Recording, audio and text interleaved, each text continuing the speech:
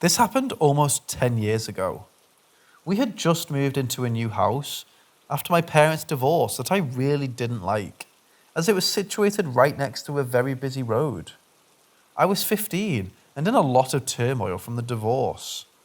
A year prior, I adopted a cat, Mitch, who was the only good thing in my life at the time. He was a great cat with the personality of a dog. He helped immensely every time I was depressed, and I really depended on his companionship. When I got Mitch, my best friend adopted his sister.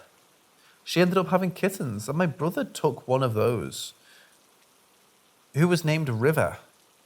Mitch took her under his wing immediately, and they were inseparable, always going on adventures outside, hunting critters, napping together. Well, one late afternoon/evening, I was napping on the couch. This dream was so vivid, I still remember clear as day. It was a dark room with a grey background and one source of light shining from above. Under that light was River. She was speaking to me, and all I remember is her just constantly reassuring me, saying things like, "Don't worry, I'm going to be okay. He has taught me a lot now and I can take care of myself," etc. I snapped awake and thought it was the oddest dream ever. It was also dark outside at this point. For some reason that I will never understand, I just gravitated outside. It felt like something was pulling me out there and I just blindly followed. I walked through my yard, across my streets, and over to the busy road. That's where I found Mitch, killed by a car running him over. I was devastated and don't think I've ever broken down so hard. Went to my old house and buried him in the yard there, as that was his favourite spot. I still can't understand that dream to this day.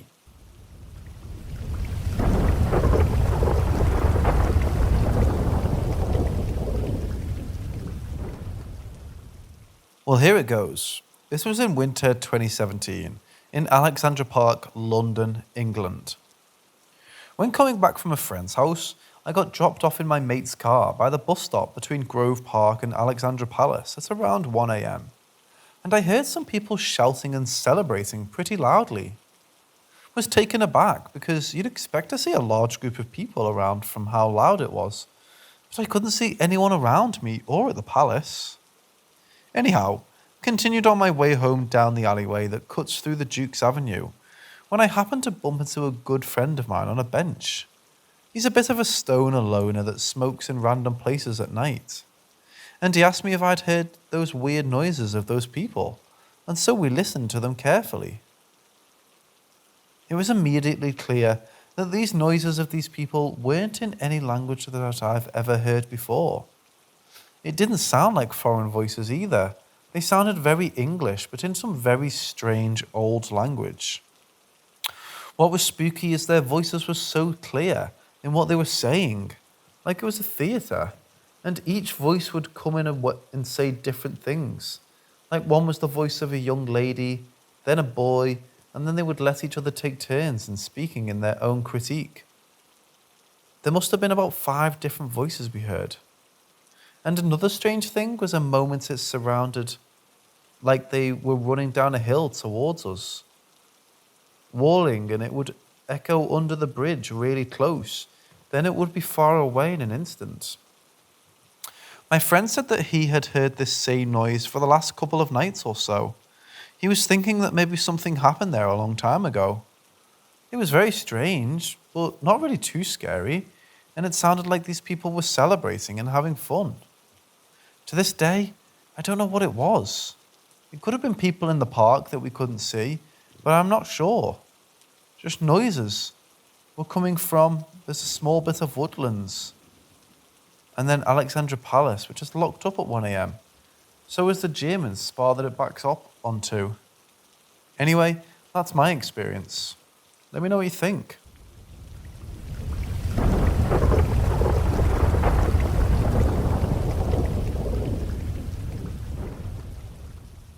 One. Dear, this is my strangest story. In 2019, my husband and I were driving through a rural part of the Midwest on our way to a family weekend. I've always had a good sense of intuition, and I told him to watch out for deer, totally unprompted. It was dark out early because of the winter time, and no less than 3 minutes later, we hit a deer. That part isn't the strange thing though. What was strange is he vividly remembers the deer facing left, and I remember it facing right. It was freaking huge and totaled our brand new Ford Focus. In the process, I got dazed.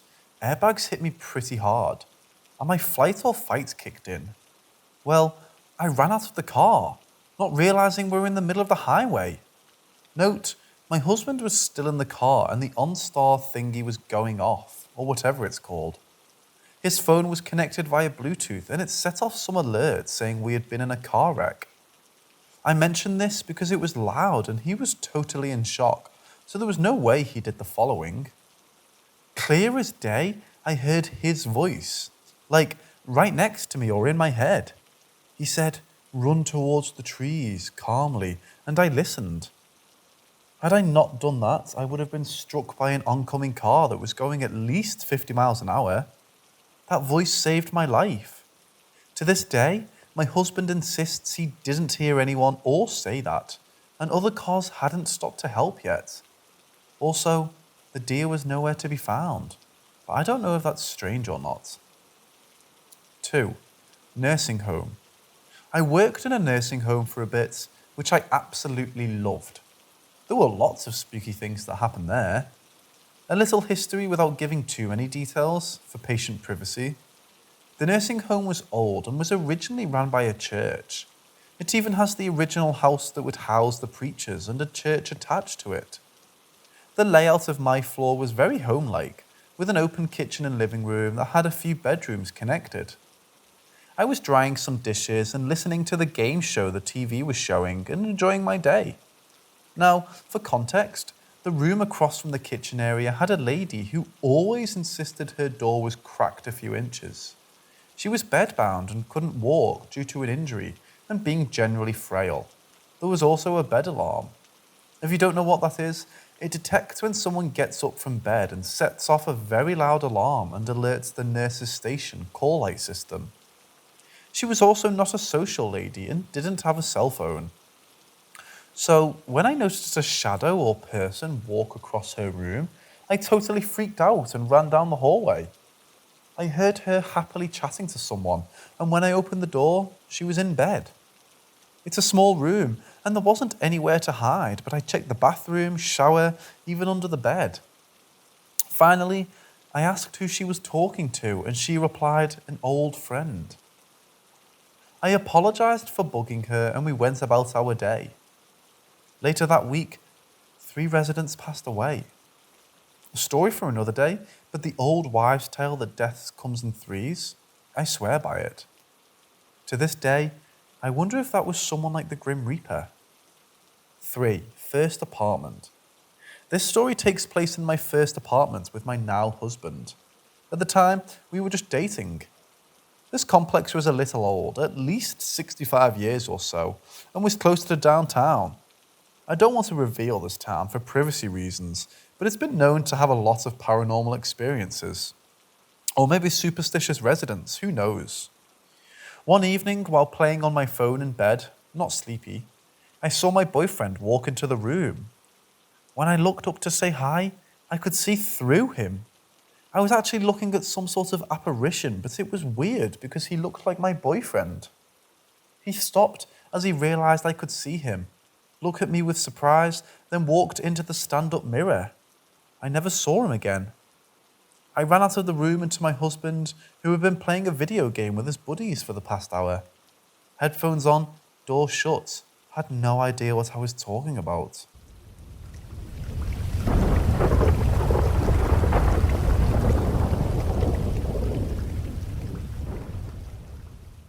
I moved into my house around 3 years ago. When we first moved in, something didn't feel right. I just thought that it was a normal feeling when you move into a new house, so I wasn't scared. My mum was heavily pregnant at the time. I always hated my bedroom and I thought it was scary. I would often stay up all night or sleep downstairs so I don't have to go up there. A few weeks later, My mum gave birth to my brother. Everything was fine for a while, but I still didn't like my bedroom. Suddenly, during the nights when I'm watching TV, my brother's toys would often turn on by themselves, and I'd get a weird feeling. 2 years later, things got worse. Me and my mum would often hear knocking on our bedroom doors during the night. When we'd open them, nobody was there. My brother often wakes up in the middle of the night, and when he's starting to fall asleep, he would jump up, get scared, and talk about the man with scary eyes that he saw walking past him. Now he always talks about the man that stands in the corner of the room. Now, me and my mum always get scared walking up the stairs because we always feel like something is watching us. One night, my mum was carrying my brother up the stairs to go to bed. He started crying and talked about the little boy that ran past them and went through the door. Is my house haunted, or am I overthinking?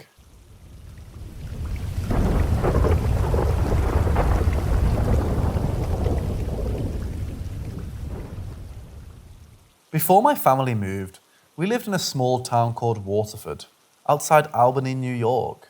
It was along the Mohawk River and is very close to where the Mohawk and Hudson connect in the Erie Canal system. We lived in a small house at the time, around 15 years ago. My parents both had instances in the house where they would hear me as a 3-year-old having conversations by myself in my room. They would be freaked out by this, obviously. When they asked me who it was, I would always give them the same response: the runaround man. This also coincided with an experience they had where the lights in the kitchen would shut on and off at will. When they had someone look at it, they would say it was perfectly fine, but it never stopped. It even happened when someone was there looking at it and they immediately left.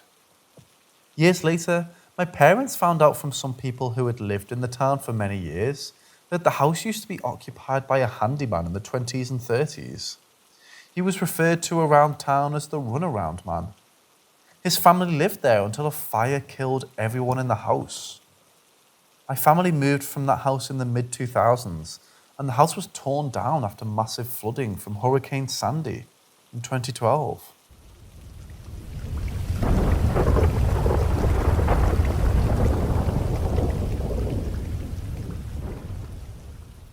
In high school, a group of friends and I purchased a Ouija board to play with.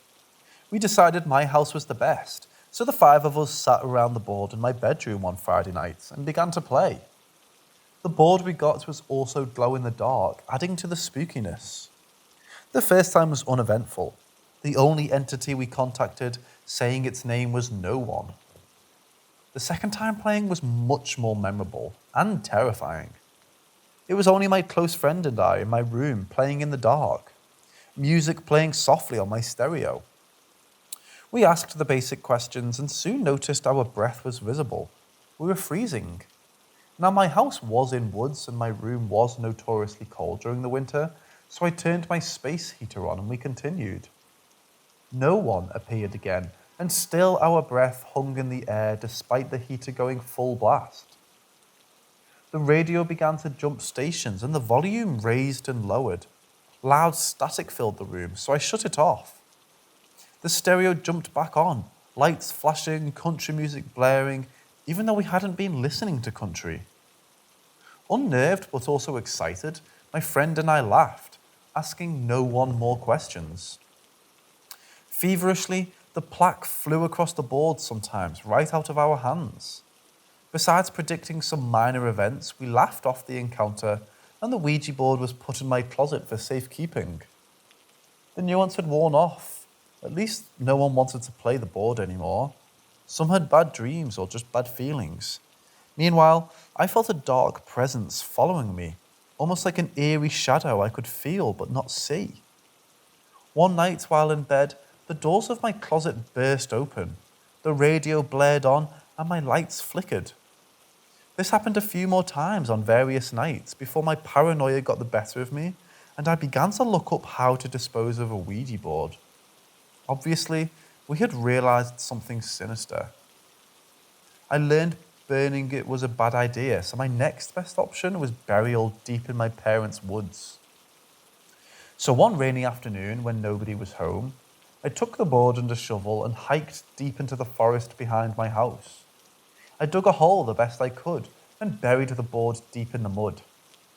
I had terrible nightmares for weeks that I would come home from school to find the muddy board on my bed, but no such thing happened. My closet would still burst open and the radio turn on randomly, and my room stayed freezing cold most of the year. For years I felt haunted and followed by something dark. It subsided over the years, but I still have encounters. TVs turn on or things go missing, then suddenly appear. The encounters feel much less sinister than before, so I think whatever or whoever no one was, it wasn't good. I think the board opened me up to encounters, but only the first felt dark, or dare I say, evil. I have found as long as I tell them I know they're there, the events stop. I'm not sure what I encountered, or if it still follows me now.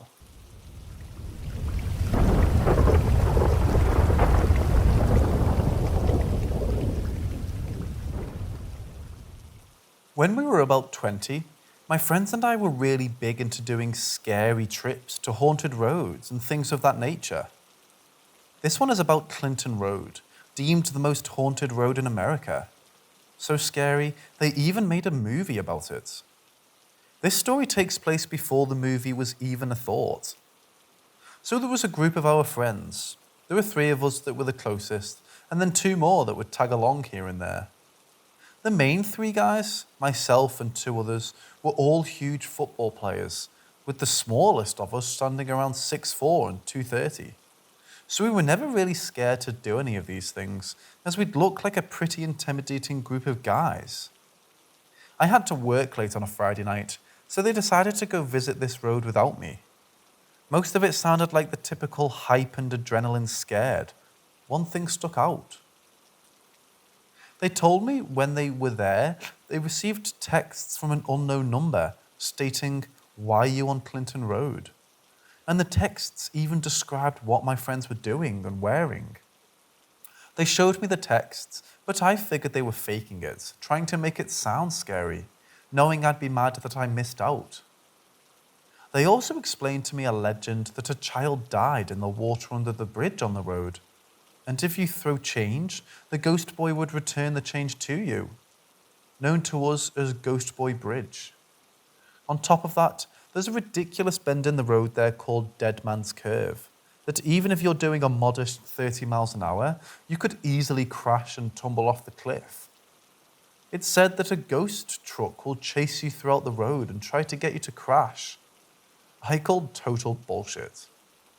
I then convinced them to take me the next day, being I was off from work. It didn't disappoint. We get there, and immediately I see the road is in the middle of the woods, covered with ritual signs all over the road. I knew that this was not a typical road. We came up to the bridge and parked. As soon as we got out of our car, I checked everyone's pockets so that they wouldn't be trying to pull anything slick to try to drop change in the road when I wasn't looking. There were a total of 5 quarters, 1 for each of us. We all tossed them in the water over the bridge.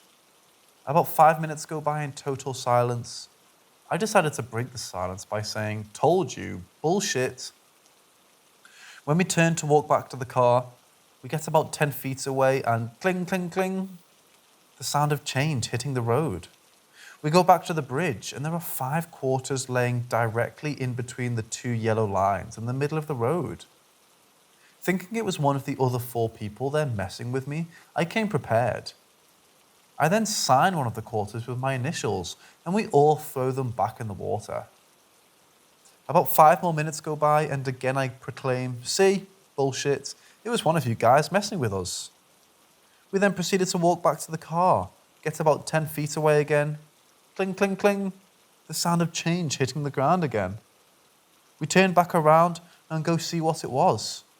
Sure enough, there were 5 quarters laying in the road, with one of them having my initials in my handwriting.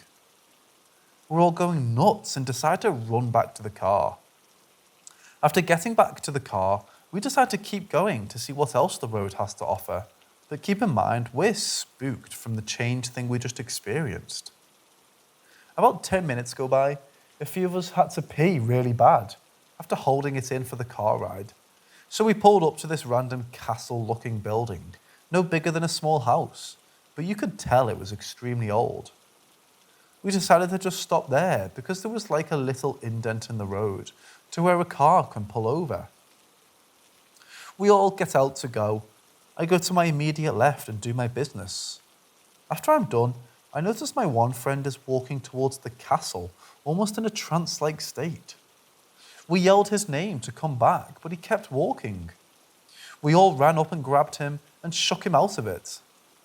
After questioning why the hell he'd be walking up there alone, he stated that he was following me and that I waved him to come here without saying a thing to him. The problem with that was the fact that the entire group was actually behind him. We had all sorts of signals as a group, so I would never just wave to him to me without saying anything. So I'm 100% convinced that he saw a doppelganger leading him to trouble. The fear level is definitely higher now, so we decide to leave. Like I stated earlier, it's an extremely dark road in the woods, so you can't see much. You have to pass Dead Man's Curve twice, once on the way in, once on the way out. We're probably 4 miles away from the curve when we see headlights behind us. We didn't think much of it, as we thought it was just some other kids our age trying to do what we were doing. About a minute goes by after us talking about random stuff trying to ease the mood, and we noticed the headlights were directly behind us. The headlights looked super old, and you could tell it was a truck because of how high up the lights were off the ground. Thing was, we didn't see a truck, just the lights because it was so dark. Getting more creeped out, we told the driver to speed up and to try to get this crazy driver off of our tail, but he was sticking right on us, going around the bends at high speeds, straightaways, everything. We couldn't shake him. The problem with this, we were in a brand new and modified sports and performance car.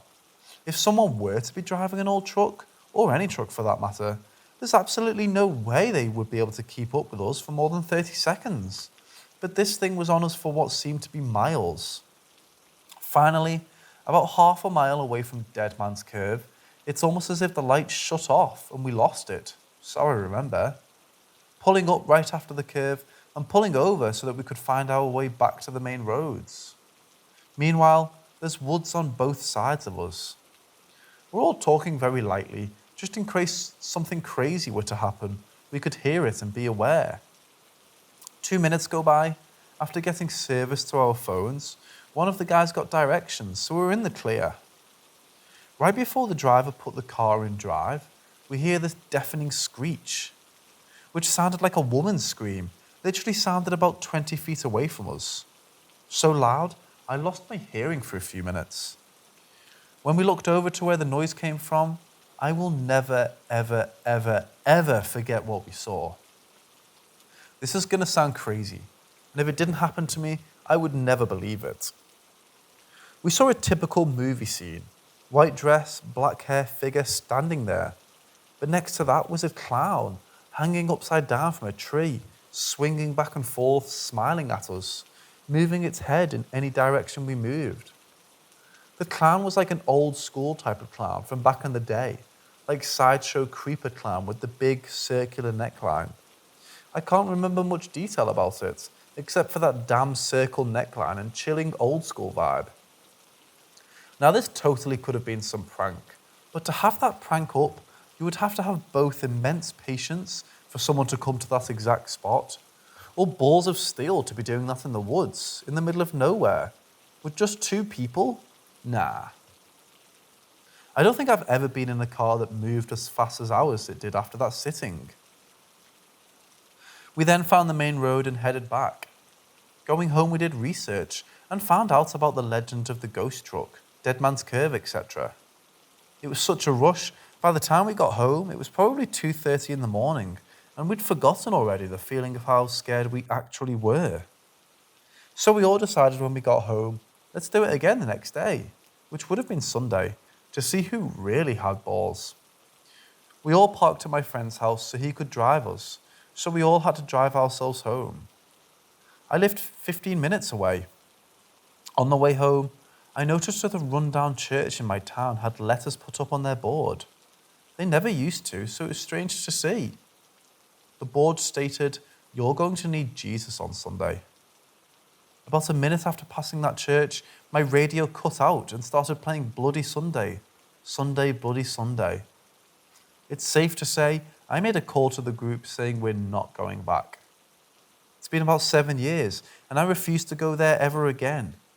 But that night made me believe.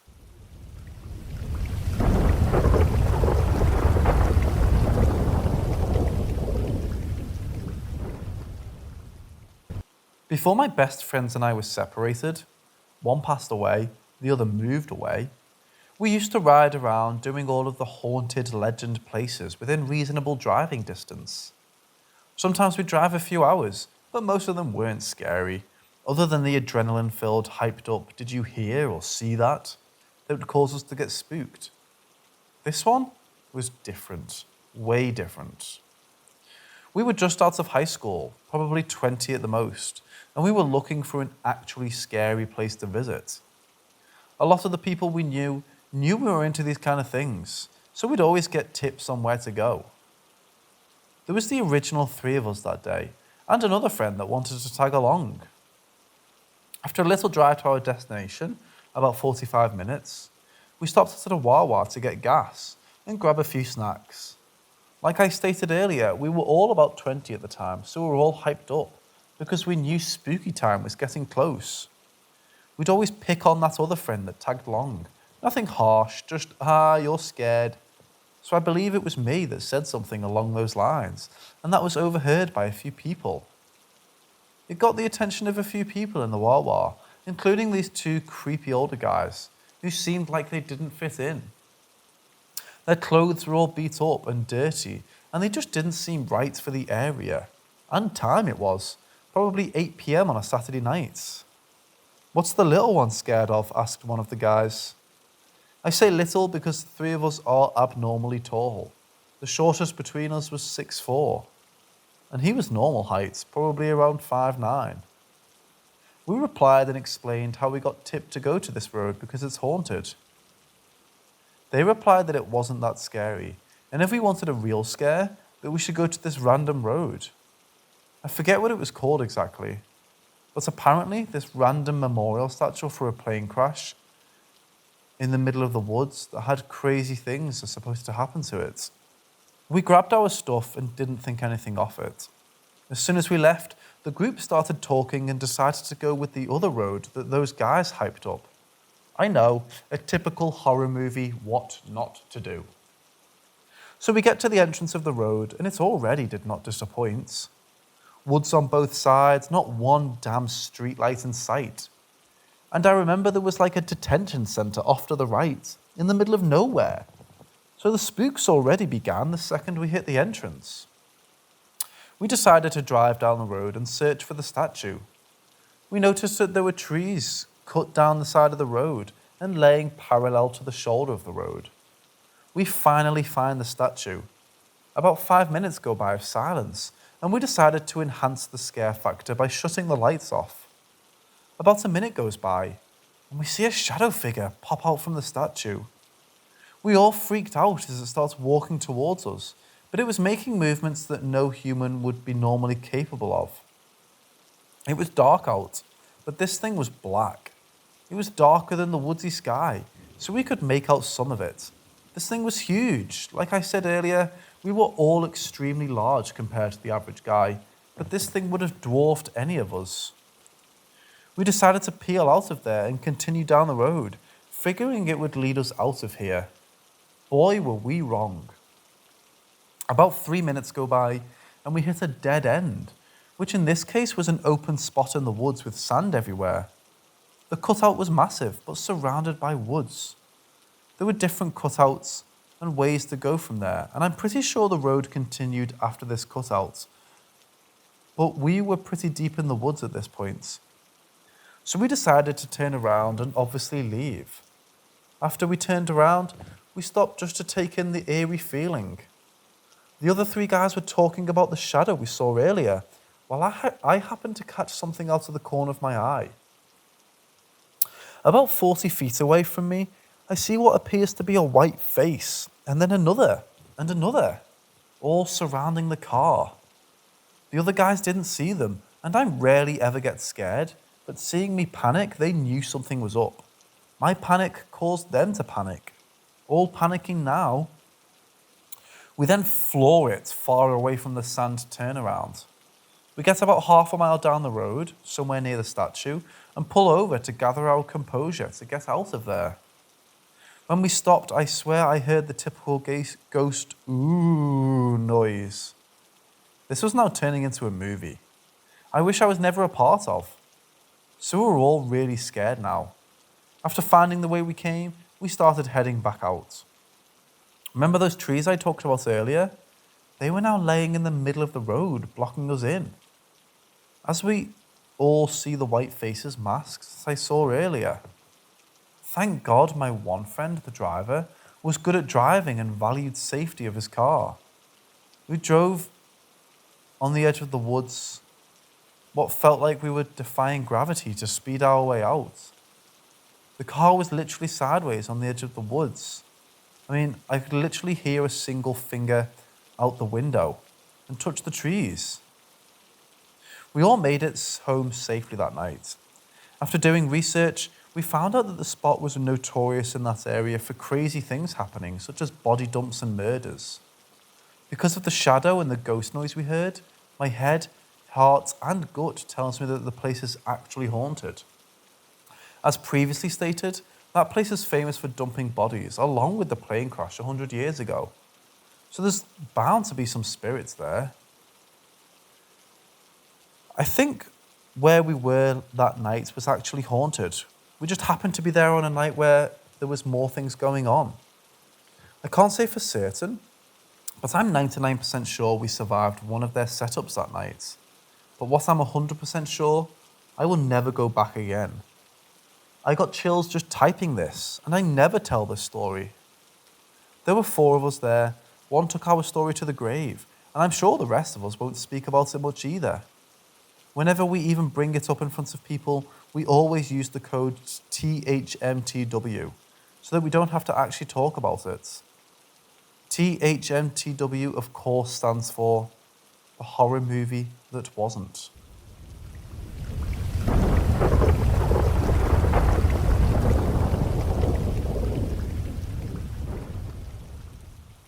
When I was in my early 20s, my brother and his then girlfriend, now wife, and I used to go ghost hunting in the Pittsburgh area on our nights off.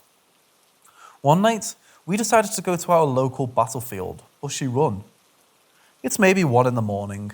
We park our car in the lot and run across the street through the field to a spot that has some benches and a memorial. The area is maybe 75 yards to the tree line of the woods. My sister-in-law brought a tape recorder so that we could do some EVPs. So we sat down and started asking your typical questions. Is anyone with us? Did you fight in the war, etc.? When we heard a noise that I can best describe as a bird mixed with a horse neighing, kind of high-pitched and sing-songy, coming from inside the woods. We all stopped and turned to the tree line and tried to see if there was an animal or something, but couldn't see anything. It then happened again, but louder and closer. We were starting to get freaked out because we all grew up in the southwestern Pennsylvania our whole lives, and we never had heard an animal, or anything that matter, that sounded like this. After another moment, we hear the noise again, but it's right at the tree line this time.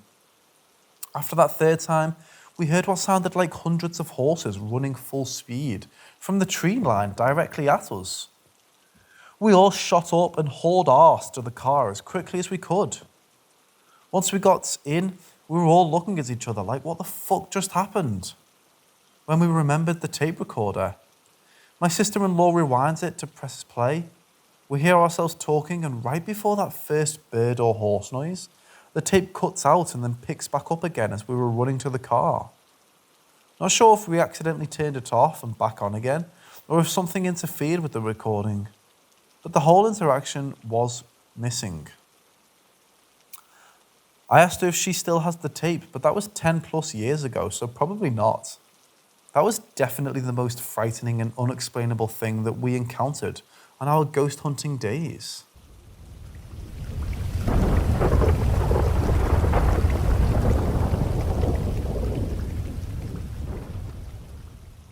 I had lived in an apartment that had recently become vacant.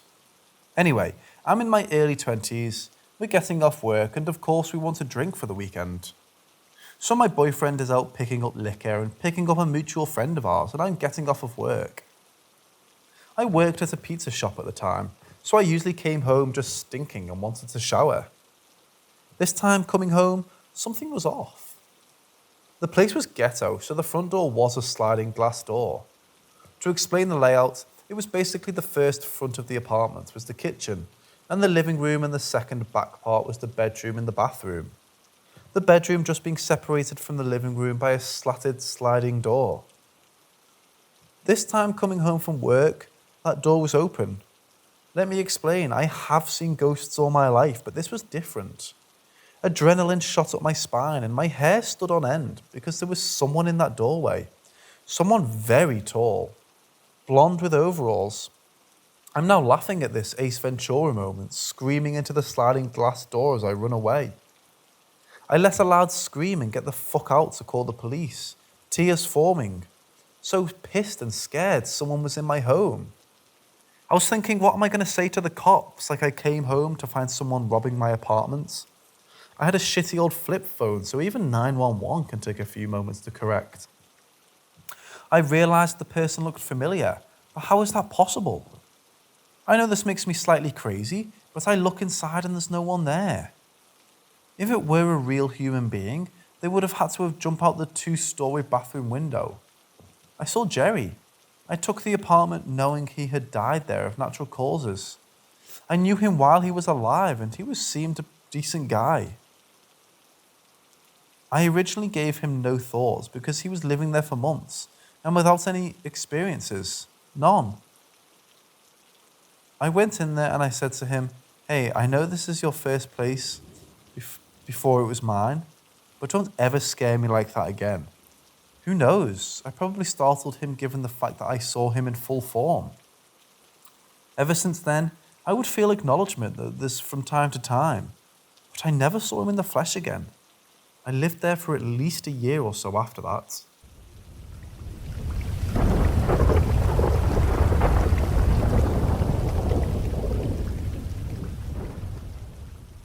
My ex, his brother and I decided to have a day trip in a small area called Legion Campground in Tuella Canyon, Utah. We'd camped there for a couple nights before and nothing weird happened. Well, aside from waking up to a cow trying to charge at my dog. There was only one entrance to the trail. This day, there were no parked cars aside from our own, so I know for a fact we were the only ones there. As soon as we get out of the car onto the trail, I feel like we're being watched. So right off the bat, I warned them something is off. Don't disturb anything. There are a few Native American tribes that consider areas of Utah sacred land. Anyway, here's where it gets freaky. It's scary silent. We can see wind going through trees, but no sound, not even birds. X was up front, his brother right behind, and I was in the back. We were coming to the spot where there is normally a creek, but it was all dried out. We were all expecting to have to maneuver east and cross where the embankment wasn't so deep. My ex didn't believe in the paranormal, so I was thinking, okay, what's got him stopping in his tracks? He just froze. About 50 feet away, we see a crouched black figure. We first, of course, tried to pin down what animal it could be. It wasn't identifiable and moving away from us. The black figure quickly changed shape to have long limbs, almost like Slender Man that allowed it to step across the embankment. Without a sound of an animal hitting the ground after a leap, not a rock out of place. By this time, we're stepping backwards, but still bewildered. This moment was about 10 seconds long, but it felt like time had slowed. As we watched, it got on all fours, and we could see a long, skinny tail and feline-like ears. It walked a few steps on all fours, then changed its form to look like a bear and ran until no longer in sight. All I could think about to explain what we saw was matching the description to a skinwalker. Creepy as hell. Haven't been there since.